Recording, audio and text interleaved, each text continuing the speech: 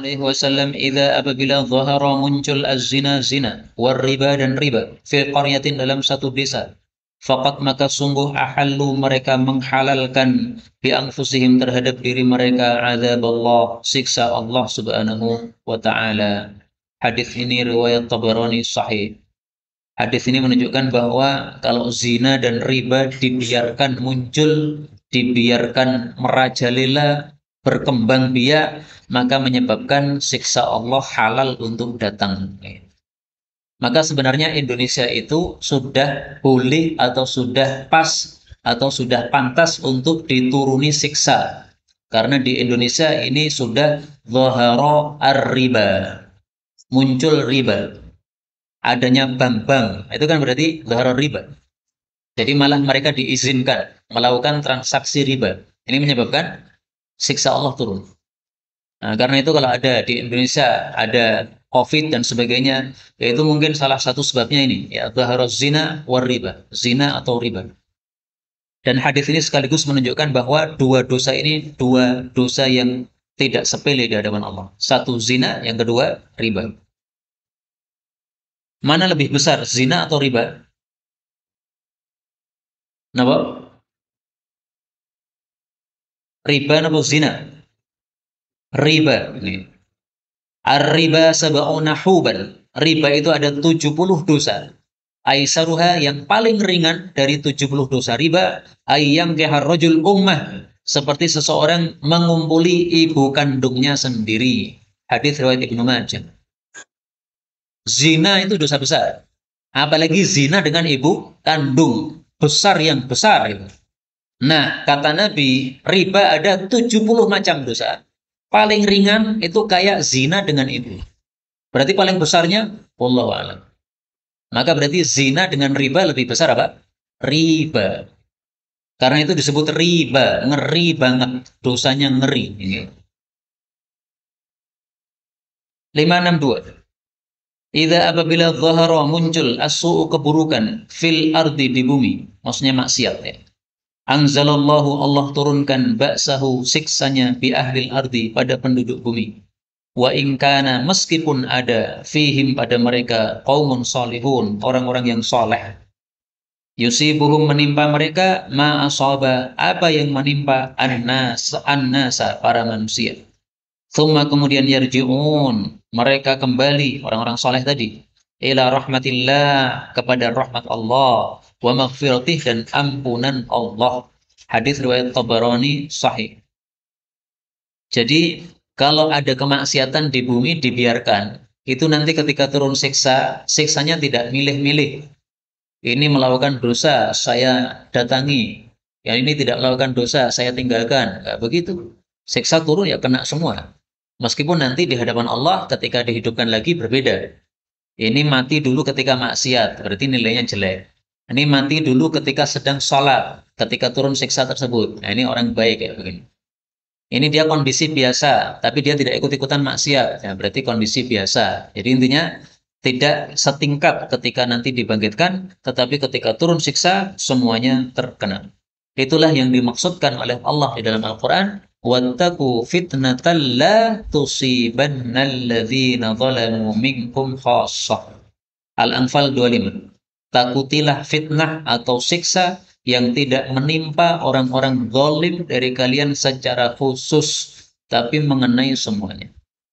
Dan itulah sebabnya kita disuruh nahi mungkar. Karena kalau tidak nahi mungkar, maka kemungkaran akan merajalela. Nah, kalau sudah merajalela, ini akibatnya. Siksa turun menyeluruh mengenai semua. Kemudian dari kata-kata ini, mereka kembali kepada rahmat dan ampunan Allah. Menunjukkan bahwa orang mati yang paling diperlukan adalah apa? Rahmat sama ampunan. Karena itu mendoakan orang mati tidak usah bingung. Allahumma gfir lahu warhamhu, selesai. Ya Allah rahmatilah dia, ampunilah dia, selesai. Doa sholat jenazah yang panjang itu kalau tidak hafal, pilih kedua kalimat yang pertama. Allahumma gfir lahu warhamhu, selesai. Untuk anak-anak diringkas lagi bisa. Allahumma gfir lahu, nggak apa-apa. Karena anak saya Zaidan saya ajari. Allahumma gfir lahu warhamhu, Allahumma gfir lahu warhamhu. Sudah apa? Sudah. Begitu saya ajak ke tempat jenazah, gimana tadi? Enggak baca, Bi. Kenapa? susah, nggak hafal, lupa lagi. Nah, oleh ibunya diajari yang lebih ringkas. Gini, besok kalau sholat, Allahumma gfir lahu, Allahumma gfir lahu. Udah, nggak usah pakai warhamhu karena kepanjangan untuk anak kecil. Karena sholat jenazah jarang, Pak. Kalau sholat jenazah setiap hari, insya Allah anak-anak itu hafal. Nah, makanya supaya anak-anak hafal itu mestinya harus ada yang mati setiap hari yang kita sholatkan.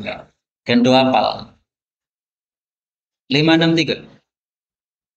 Idza apabila ada menjenguk ahadukum salah satu kalian maridon orang sakit, falyaqul hendaklah dia ucapkan Allahumma ya Allah isfi sembuhkanlah abdaka hambamu yang kau dia akan melukai laka karena engkau aduan musuh atau yamshi dia berjalan laka karena engkau ila salatin menuju salat yaitu salat jamaah.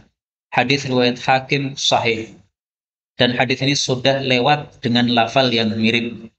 Jadi salah satu cara mendoakan orang sakit didoakan dengan doa seperti ini. Dan ini menunjukkan pentingnya jihad. Sembuhkanlah orang ini supaya bisa melukai musuh, maksudnya jihad. Dan juga menunjukkan pentingnya sholat jamaah. Sembuhkan dia supaya berjalan untuk sholat jamaah. Jadi jihad dengan sholat jamaah ini setingkat. Sehingga disebutkan dua-duanya oleh Nabi dalam satu kalimat. Dan hadis ini seolah-olah menunjukkan atau mengatakan bahwa tidak pantas orang sehat tidak sholat berjamaah. Yang boleh untuk sholat di rumah, dia lagi-lagi, itu hanyalah orang-orang yang punya udzur, orang sakit dan sebagainya. Sehat tidak sholat berjamaah, aneh itu. Itu kalau saya dulu di pesantren, bilang sama santri-santri, kalau ada santri tidak sholat jamaah, kasih jilbab. Santri kasih kerudung. Kenapa? Dia lagi haid, nggak salat jamaah ke masjid. Nih. 564. Idza ada apabila mengunjungi ar-rajulu seseorang akhahu kepada saudaranya al-muslim yang muslim. Masya dia berjalan fi khurafati pada kebun al-jannah surga. Hatta yajlisa sampai dia duduk. Fa idza jalasa kalau dia sudah duduk ghamarathu meliputinya ar-rahmah, rahmat Allah. Fa in kana ghudwatan kalau adalah pada pagi hari menjenguknya tadi shalla alaihi mendoakan kepadanya sab'una alfi malakin 70.000 malaikat hatta yumsiya sampai sore. Wa in kana asyian kalau menjenguknya itu sore shalla alaihi sab'una alfi malakin mendoakan kepadanya 70.000 malaikat hatta yusbih sampai pagi. Hadis riwayat Ahmad sahih menunjukkan fadilah besar menjenguk orang sakit. Jadi yang dimaksud ada menjenguk, ini maksudnya adalah menjenguk orang sakit. Sakit apa yang dijenguk? Menurut para ulama, sakit yang dijenguk adalah sakit yang menyebabkan tidak bisa menghadiri jamaah. Biasanya sholat jamaah, ini kok beberapa hari tidak muncul. Nah, ini yang dijenguk. Adapun sakit panu, itu nggak perlu dijenguk. Orang sudah ketemu di masjid, kemudian dijenguk. Ngapain ini? Karena Anda panu. Nah, nggak perlu begitu. Udah langsung kasih obatnya aja ketika ketemu, nggak masalah. Nggak usah dijenguk-jenguk. Batuk, didatangi di rumahnya. Padahal tadi sudah ketemu. Ya, nggak perlu didatangi. Kalau batuknya tidak menyebabkan apa? Tidak datang ke masjid.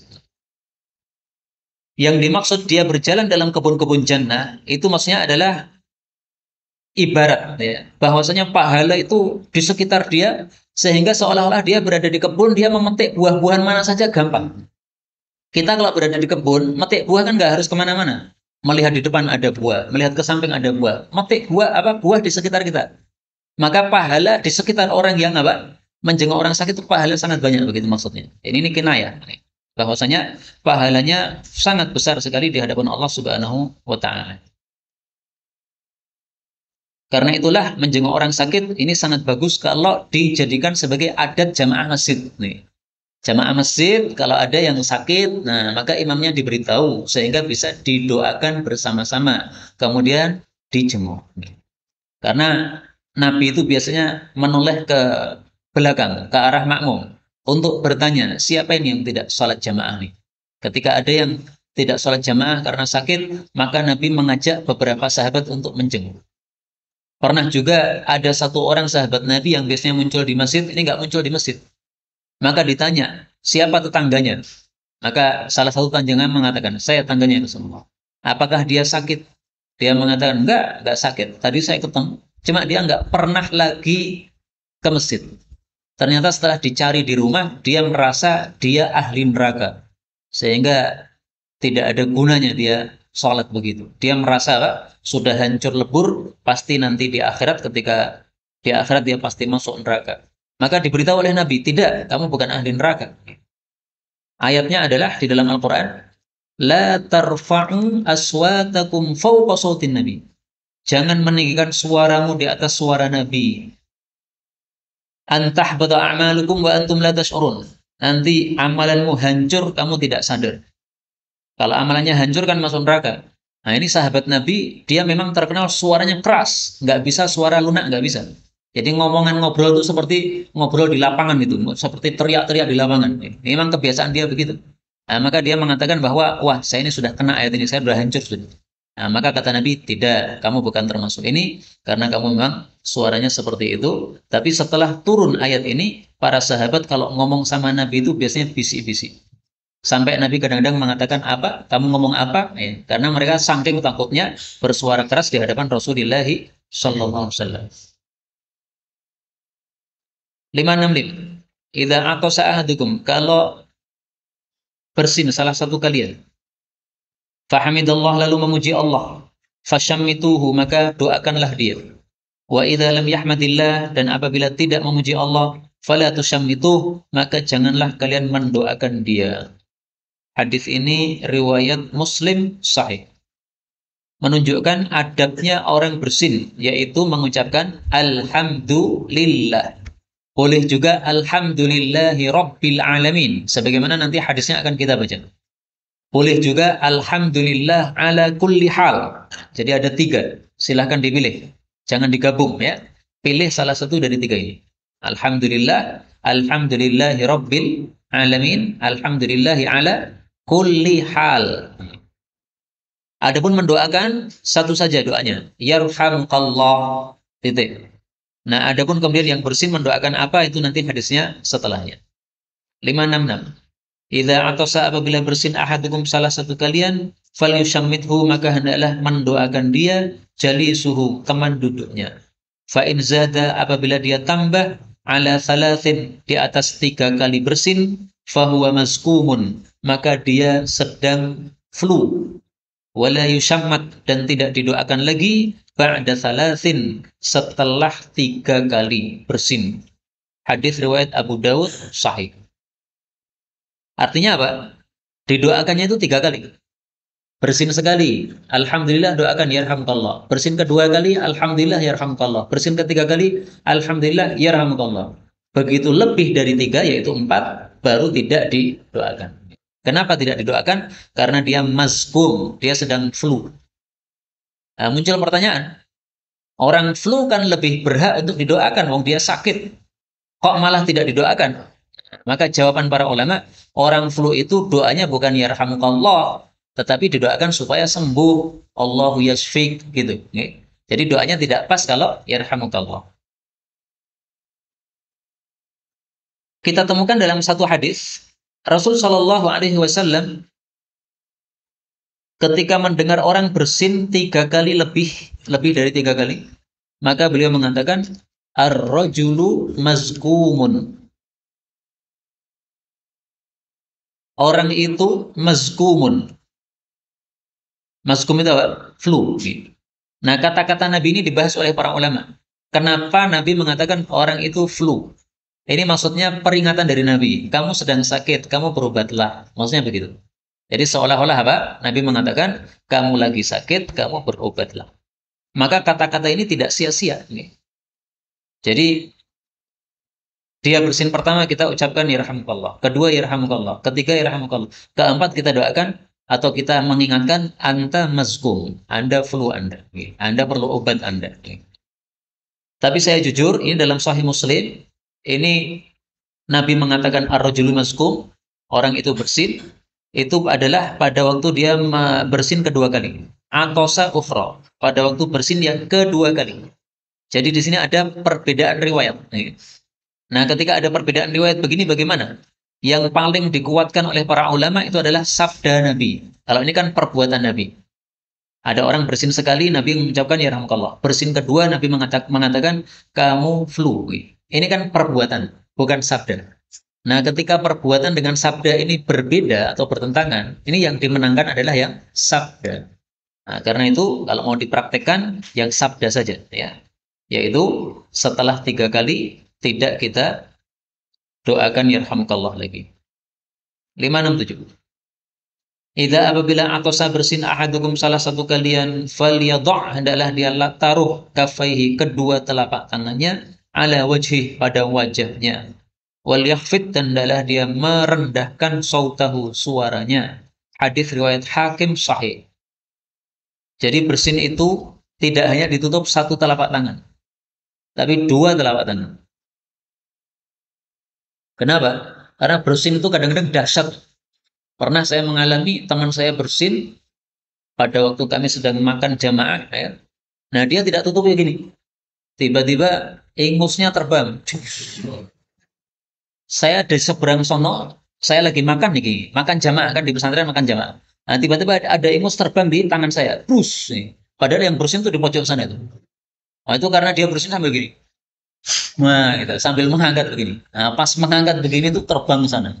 Dia nggak sadar, sampai hari ini dia nggak tahu, karena saya diam saja. Saya langsung bersihkan dan saya diam aja. Pokoknya dia nggak tahu nggak apa-apa. Yang penting diambil pelajaran jangan begitu. Kemudian sunnahnya yang kedua adalah rendahkan suara. Jadi jangan disuara-suarakan tahu dan sebagainya. Nah, biasanya orang gitu tuh, bersinnya weru kayak apa? Bersinnya weru. Nah, jangan sampai ada begitu. Bersin weru, bersin Jawa, bersin Arab, semuanya harus sama, suaranya direndahkan. 568. Idza apabila atosa bersin ahadukum salah satu kalian falyakul hendaklah mengucapkan alhamdulillahi rabbil alamin. Nah, ini dalil yang rabbil alamin. Wal yakul lahu dan hendaklah wal yuqal lahu dan hendaklah dikatakan kepada orang tersebut yarhamukallah, semoga Allah rahmati kamu. Wal yakul huwa dan hendaklah dia mengucapkan kepada orang yang mendoakan tadi yaghfirullahu lana, mudah-mudahan Allah mengampuni kami walakum juga kalian. Hadis riwayat Tabarani sahih.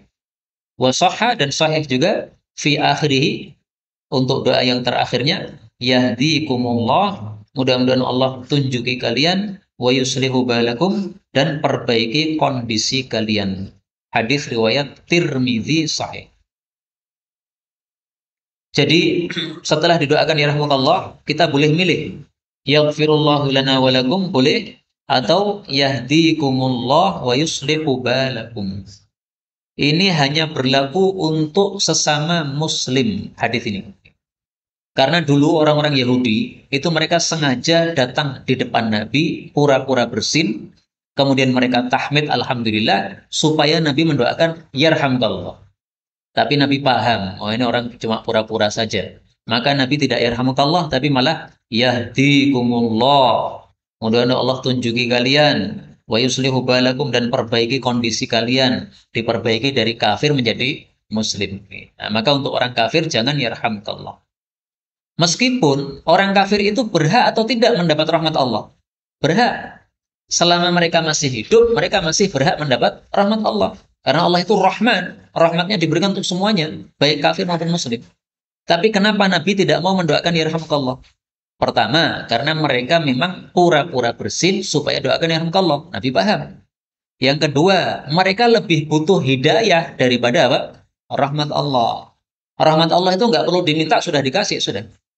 Buktinya orang kafir itu banyak mereka yang hidup sehat, banyak mereka yang hidup kaya raya, hidup nyaman, banyak. Karena Allah Maha Rahmat. Tidak perlu diminta, sudah Allah pasti kasih, sudah. Tapi begitu sudah mati, orang-orang kafir tidak dapat rahmat Allah sama sekali, setetes pun tidak dapat.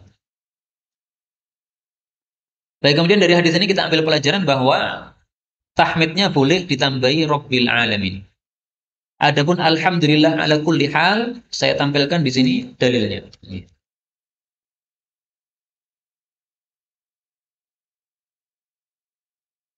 Hadisnya diriwayatkan oleh Abu Dawud. Apabila bersin salah satu kalian hendaklah mengucapkan alhamdulillahi ala kulli hal. Dan ini hadisnya sahih. Nah, maka ringkasnya boleh dipilih mana saja, yang penting ada riwayatnya sahih, silahkan. Faedah berikutnya, yaghfirullahu lana walakum. Menunjukkan kalau kita mau mendoakan orang, itu disunahkan mendoakan diri sendiri dulu. Yaghfirullahu lana. Mudah-mudahan Allah mengampuni kita. Nah, doakan kita dulu. Baru kemudian doakan orang lain. Walakum, untuk kalian. Kenapa kita doakan kita dulu? Karena kita juga perlu ampunan dari Allah sebagaimana orang lain juga perlu ampunan dari Allah Subhanahu wa taala. Itu sunnah Rasul mendoakan diri dulu sebelum mendoakan orang lain. Ada hadisnya, saya tampilkan di sini.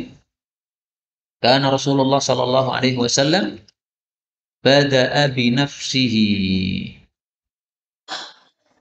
Idza da'a, kalau Nabi berdoa, bada'a bi nafsihi. Beliau mulai dengan dirinya sendiri dulu, baru untuk orang lain. Hadis riwayat Tabarani sahih. 569. Idza amilta, idza umilat, apabila diamalkan al khati'atu, dosa, fil ardi, di bumi, karena adalah man, orang yang syahidaha, menyaksikannya, fakarihaha, lalu membencinya, kaman ghaba, seperti orang yang gaib, anha, dari maksiat tadi. Wa man ghaba anha, dan barang siapa yang gaib dari maksiat tadi, faradiyaha, lalu meridhoinya, karena adalah kaman, seperti orang syahidaha, yang menyaksikannya. Hadis riwayat Abu Dawud sahih. Hadis ini menjelaskan hadis yang mengatakan bahwa kalau ada kemungkaran kita disuruh untuk mengingkari. Kalau bisa dengan tangan, kalau tidak bisa dengan lisan, kalau tidak bisa dengan hati. Nah, dengan hati maksudnya apa? Ini hadisnya. Maksudnya ini. Fakarihaha, membenci. Jadi hati harus membenci. Ada maksiat, kita tidak berani ngomong. Kenapa? Khawatir kalau ngomong nanti malah ditangkap, dipenjara. Ya sudah, hatinya benci saja. Melihat ketidakadilan, nah, hatinya harus benci. Karena kalau kita tidak benci terhadap ketidakadilan itu, berarti sama dengan kita rodiyah, meridhoi. Berarti kita nggak punya iman. Karena Nabi Shallallahu Alaihi Wasallam mengatakan, wadzalika ad'aful iman. Fa illam yastati, kalau tidak mampu mengingkari dengan lisan, fa biqalbi, ingkari dengan hati, yaitu membenci hatinya. Wadzalika ad'aful iman, itu iman paling lemah. Hadis riwayat Muslim sahih. Nah, sekarang setelah kita membenci, apakah boleh kita masih tetap duduk di situ? Tidak boleh. Misalnya panjenengan diundang walimahan. Di situ ada dangdutan, cewek joget-joget di depan panggung, di atas panggung. Hati panjenengan membenci. Wah, ini maksiat, saya tidak senang. Tapi masih duduk di situ sampai selesai, orang kacek. Benci itu dibuktikan dengan pergi. Jadi minta izin. Saya izin. Oh, kenapa? Belum keluar apa makanannya belum keluar Pak, izin. Ya, itu ada maksiat, nggak bisa saya duduk di sini. Dalilnya apa? Bahwa harus pergi itu. Dalilnya dalam Quran ada, dalam hadis ada. Dalam Quran, fala taq'udu ma'ahum. Apabila kalian mendengar ayat-ayat Allah dikafiri, diejek, jangan duduk bersama mereka sampai mereka ngobrolkan masalah yang lain. Innakum idzam mithluhum. Kalau tetap duduk berarti kamu seperti mereka. Sama juga tadi, ya, dangdutan, maksiatan. Nah, maksiatan itu kalau kita duduk bersama berarti sama dengan mereka. Ini dalilnya dari Quran, surat An-Nisa ayat 140. Sekarang dalilnya dari hadis. Yudaru. Man kana yu'minu billah wal yawmil akhir, siapa iman kepada Allah dan hari akhir, fala yajlis, jangan duduk ala ma'idatin, pada satu meja makan, yudaru alaihal khamru, yang diedarkan padanya minuman keras. Hadis riwayat Tirmidzi sahih. Nah, karena itu kalau panjenengan mampir di Solo itu hati-hati. Tanya dulu, adakah babi atau tidak ada. Kalau ada babi, meskipun panjenengan tidak ngambil sundukan babi tadi, tapi ngehik di situ sama aja. Fala yajlis, jangan duduk, disuruh pergi. Alhamdulillah, teman saya itu ada yang waktu itu mampir itu, dia senangnya sundukan itu, keong dan sebagainya itu. Nah, ada satu sundukan yang dia merasa aneh, ini apa ini kok itu tidak seperti biasa. Nah, ternyata dikatakan itu babi atau anjing gitulah. Nah, maka langsung dia segera bayar karena sudah terlanjur pesen teh, segera bayar nggak jadi duduk di situ. Kemudian tehnya dibawa pergi, dibuang ke sampah. Nah, itu sudah sikap yang benar. Dia tidak mau duduk, kenapa? Ada yang haram. Tapi sudah terlanjur beli ya dibayar, tanggung jawab kan, karena sudah pesen. Nah, kenapa nggak dia nggak berani minum? Khawatir tehnya tercemar oleh apa? Babi tadi. Ya, meskipun sebenarnya nggak ada kaitannya. Gitu. Tapi ya untuk hati-hati bagus tuh, nggak ada masalah. Nah, maka ringkasnya, jangan duduk lagi kalau sudah melihat maksiat di tempat tersebut harus ditinggalkan. 570. Idza apabila amilta engkau mengamalkan sayyi'atan kejelekan, maksudnya maksiat. Fa'atbi'ha maka iringilah maksiat itu hasanatan dengan kebaikan. Tamhuha niscaya akan menghapusnya. Hadis riwayat Ahmad sahih. Hadis ini menunjukkan bahwa manusia kalau sudah terlanjur berbuat dosa, maka hendaklah diiringi dengan sebaliknya, yaitu berbuat kebaikan. Kata Imam Ghazali, paling bagus kebaikan yang dipilih ini adalah yang setimpal dengan maksiatnya. Maksudnya kalau maksiatnya maksiat mata, berarti kebaikannya juga kebaikan mata. Maksiat harta, berarti kebaikannya juga kebaikan harta. Dan ini perkataan Ghazali, ini ada dalilnya. Dalilnya sabda Nabi Shallallahu Alaihi Wasallam. Beliau mengatakan, Man halafa, siapa yang terlanjur bersumpah mengucapkan demi Lata demi Uzza, hendaklah dia mengucapkan La ilaha illallah. Di maksiat mulut diganti dengan zikir mulut.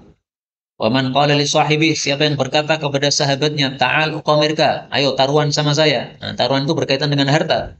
Falyatasaddaq bi syai', maka hendaklah dia sedekah dengan sesuatu. Hadis muttafaqun alaih.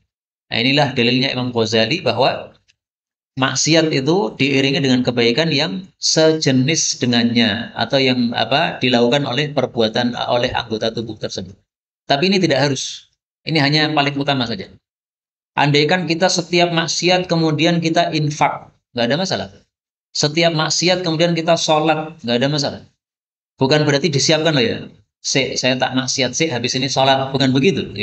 Tapi maksudnya ketika terlanjur maksiat, padahal sebenarnya sudah pengen berhenti, tapi karena apa? Kalah lagi dengan setannya, akhirnya terjerumus dalam maksiat lagi. Nah, begitu pengen tobat, caranya adalah tutup dengan sholat lagi. Jadi bukan direncanakan, bukan. Saya mau maksiat habis itu sholat. Nggak begitu. Kalau itu namanya meremehkan. Dalilnya apa? Bahwasanya semua maksiat bisa digugurkan dengan sholat. Dalilnya sabda Nabi. Ma min abdin yudhnibu dhanban. Tiada seorang hamba melakukan dosa. Fayatawadda' fayusinut tuhur. Lalu berwudu dengan bagus. Thumma yaqumu fayusalli rak'atain. Lalu sholat 2 rakaat. Thumma yastaghfirullah, kemudian istighfar. Bidzalika dzanbi, dengan sebab dosa tersebut. Illa ghafarallahu lah, kecuali pasti diampuni oleh Allah Subhanahu wa taala. Hadis riwayat Imam 4 sahih.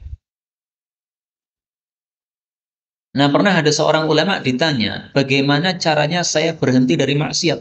Karena saya terlanjur melakukan maksiat, kemudian saya menyesal. Tapi nanti maksiat lagi, saya menyesal lagi. Gimana supaya tidak terus-menerus begitu? Nah, ulama ini rupanya pintar sekali dia. Dia mengatakan, kalau kamu pengen tidak maksiat, kamu rencanakan, nanti kalau terlanjur maksiat lagi, kamu sedekah 1 dirham. Kalau sekarang mungkin misalnya 100.000. Maksiat lagi 100.000, maksiat lagi 100.000. Akhirnya orang itu datang lagi, Alhamdulillah, Pak Imam saya sudah nggak maksiat lagi. Kenapa? Karena saya eman-eman kalau keluar duit 100.000. Nah, daripada keluar 100.000, saya nahan aja lah. Daripada uang saya habis. Nah, itu caranya apa? Menahan maksiat. Ini jawaban para ulama ini. Ini diambil dari mana ini? Dari ayat Quran. Tahu ayatnya, Pak? Pada surah Wal-Adiyat, ayat 8.